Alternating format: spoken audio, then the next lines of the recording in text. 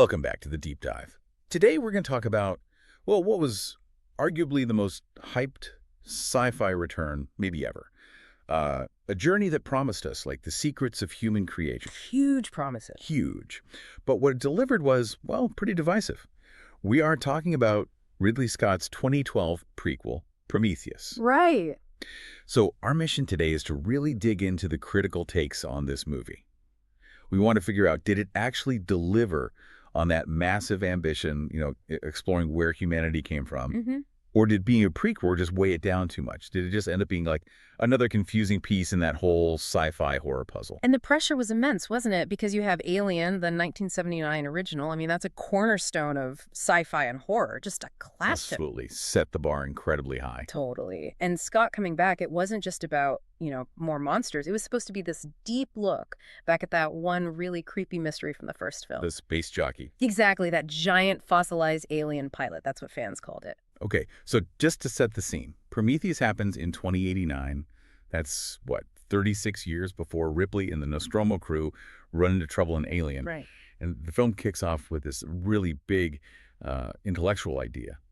Okay, let's unpack that. Core promise, this cosmic creation myth. Yeah, that initial setup is like the heart of the whole thing, isn't it? You've got this crew of explorers, and they're basically chasing the answer to why we exist. Driven by these ancient clues. Exactly. They find archaeological stuff like cave paintings and artifacts from completely different ancient cultures all over Earth, cultures that never met. Right, separated by huge distances in time, but they all point to the same thing. Yeah, this is a specific pattern of stars. A constellation. It's basically an invitation, a map left for us. And one thing the sources we looked at mentioned right away was this change in names. The space jockeys suddenly get this official title, the engineers. Which the reviewer actually thought was helpful. Gave them a proper name, made them feel like a real species, not just some fossil. So they follow the map, they get to this distant moon, LV2233, and what they find there is, well, it's mind-blowing at first. Right. The engineers are described in the analysis as being as human as Earth's humans. Basically, they look like giant, pale versions of us. Which immediately sets up that huge philosophical question. Okay, if these guys made us, who made them? And this is exactly where the critics say the movie kind of stumbles. It promises this really smart, deep sci-fi about origins, about God, creation, all that. But the analysis points out that those big questions, they pretty much just stop right after that initial discovery. Really? It just drops it? Pretty much, yeah. The film then switches gears really fast into like an action horror movie. And that philosophical weight just sort of evaporates. Okay, but how does that happen? I mean, shifting away from your main idea is a big move. The source material had a pretty sharp comment about that, didn't it? Oh, it did. It was pretty scathing, actually. It said something like, if you finish Prometheus genuinely pondering humanity's creation, you probably own shares in the tinfoil hat industry. Ouch. Okay. Yeah, it's harsh, but it shows the frustration, right? The film sets up this deep dive, but then instead of exploring it, we get, well, people making really dumb decisions and running from scary aliens. So the focus just snaps from who are we to, oh God, what is that thing chasing me? Exactly. Survival mode kicks in, philosophy goes out the window. Okay, so if the philosophy part dries up, we're left with the action and horror. And that leads to the next major criticism. How well did it even do the action and horror? Well, the argument is not that well, or at least not very originally. Once that switch happens, the scares and the action sequences felt kind of familiar. The review literally says we've seen it all before, notably in the Alien series. So it felt less like something new and more like rehashing old ground. Yeah, like running through the same beats, just maybe with slightly different looking monsters. Which feeds right into that whole problem of being a prequel, doesn't it? The button of connecting to the original films. Totally. The movie gets dinged hard for having too many little nods and winks and forced connections to the Alien franchise. Makes it feel less like its own thing. Exactly. Less like a fresh story, more like a really expensive fan film or a remake with a different coat of paint. Does that classic prequel trap, right? Trying too hard to explain things. Definitely. The reviewer felt pretty strongly that the space jockeys, the engineers, they were better left as a single scene mystery. That shot in Alien is so powerful because it's unexplained. It's huge, ancient, alien. And the moment you start explaining it. You shrink it, yeah. Prometheus needed the engineers to drive the plot, to unleash the monsters, but in doing that, it kind of killed the original mystery. But hang on, isn't some fan service almost required? You bring Ridley Scott back after all those years. Mm-hmm. Surely you have to connect it somehow. Did the sources suggest a better way? Well, the feeling was if the film had maybe leaned into the philosophy, like really committed to exploring the engineers' world, their culture, why they did what they did, instead of just finding the scary black goo. It might have worked better as a different kind of film. Possibly. Instead, the story gets kind of messy. The review mentions slightly too many plot threads thrown in, just things happening that clutter it up and pull focus. Yeah, and there was that one specific example of clutter, right? A subplot that just sort of appeared and disappeared. Oh yeah, that's a perfect example. There's this whole sequence, maybe 8 minutes long, where a couple of characters get lost, encounter something nasty, and it's resolved almost instantly. And it affects nothing else. Pretty much zero impact on the main plot or the other characters. The source review sort of dryly puts it as just introducing another beastie to look at. Right. Just an excuse for another creature effect. Exactly. It feels totally disposable, kills the pacing, and just makes you think, okay, why was that even in there? It feels like padding, or maybe studio notes demanding more scares. That kind of storytelling inefficiency, Mm. it links back to another tricky element that runs through the whole Alien universe, doesn't it? The androids. Let's talk about David. Ah, David.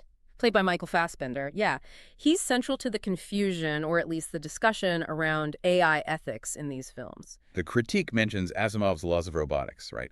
The first law being that a robot can't harm a human or let them come to harm. Right, and David seems to just ignore that completely. He actively endangers the crew, experiments on them even. It goes against that classic sci-fi expectation of helpful AI. But isn't that kind of the point in the Alien films? That androids are often not on the human side. Think about Ash in the original. That's true. Ash had secret orders. Crew expendable. So maybe the confusion isn't that David breaks the rules, but why? Is it his own curiosity, or is he following orders from Weyland, his creator? The sources lean towards the Weyland angle, right? That David represents corporate ambition overriding basic morality.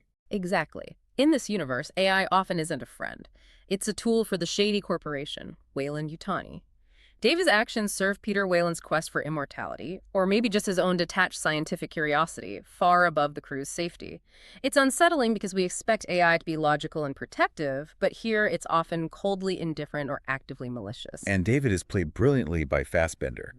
Which brings us to maybe the most frustrating part for critics. You have this amazing cast. Oh, the cast list is incredible. Noomi Rapace, Fassbender, Charlize Theron, Idris Elba. I mean, top-tier actors. You see those names, you expect rich, complex characters. But the analysis basically says they got stuck playing stereotypes. Yeah, cardboard cutout sci-fi cliches is a phrase used, and it kind of rings true, sadly. Like who? Well, you've got the eager, maybe slightly naive scientists. You've got the icy, all-business company woman in Theron.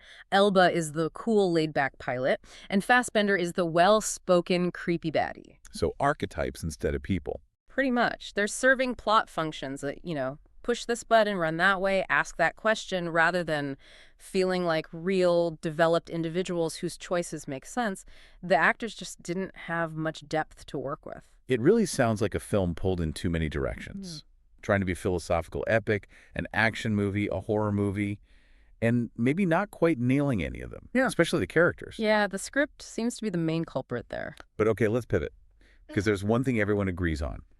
The film looks amazing. Oh, absolutely. That's the undeniable strength. Even the harshest critics can see that Prometheus looks beautiful. Visually, it's a masterpiece. That's where you really see Ridley Scott's talent shine. Talk about the specifics. The production design, the tech. Well, the ship itself, the Prometheus, is highlighted. Wow. It feels real, functional, utterly believable in its construction and operation, is how the source put it. Especially the shots of it landed on the planet. It has this weight, this presence. And the CGI. This was 2012. Top-notch for its time, and holds up pretty well. The review praises the CGI specifically for not looking obviously computer-generated. It blends seamlessly with the practical sets and environments. That's key. Yeah, and even those little details like the holographic interfaces, the floaty-wavy computer operating actions, which can sometimes look cheesy or distracting in sci-fi. Yeah, the Minority Report effect. Right. Here, they felt integrated, like a natural part of that world's technology, not just showing off. Okay, so visually stunning, technically brilliant, but the story is messy, the philosophy is dropped, the characters are thin, It's a real mixed bag. Definitely defined by that conflict between the amazing visuals and the shaky script. Yeah, So what does this mean for you, the listener, if you're thinking about watching it? right. How do you approach it? Well, summing up the critical view, Hmm. if you can watch it as just a standalone sci-fi movie, ignoring all the alien baggage, it's probably a pretty good couple of hours. It looks great. It's got some cool ideas, some tense moments. But the core problem is that alien baggage, isn't it? Yeah. As a prequel, it struggles. The analysis suggests it kind of messes up the established lore, tries too hard to explain things that were maybe better left mysterious. Yeah, it ends up feeling like it complicates the timeline without adding much real value to the bigger alien story. It doesn't really satisfy those big questions it raises. So the final advice really depends on who you are, right? Exactly. If you're a huge Alien fan, the advice from this source is basically leave your geek credentials at the door and just enjoy the film. Try not to get bogged down in how it connects or doesn't connect perfectly. Just appreciate the ride. And if you know nothing about aliens, If this is your first encounter. then you'll probably have a better time. You'll likely just see it for what it is on the surface. Hmm? Simply a nice slice of sci-fi with fantastic visuals. No baggage, no expectations. Okay. Which leads us to a final thought, based on that critique, that the film isn't as smart as it thinks. It makes you wonder, if a movie gives you a couple of hours of really good-looking entertainment, is it okay to just enjoy that? Like, does overthinking the plot holes or the missed philosophical potential ruin a perfectly decent visual spectacle? Maybe? Perhaps the best way to judge it isn't just on its intellectual ambition, but on whether the sheer enjoyment factor outweighs any disappointment in the script. Something to think about. A perfect place to wrap it up. Thanks for diving deep with us today.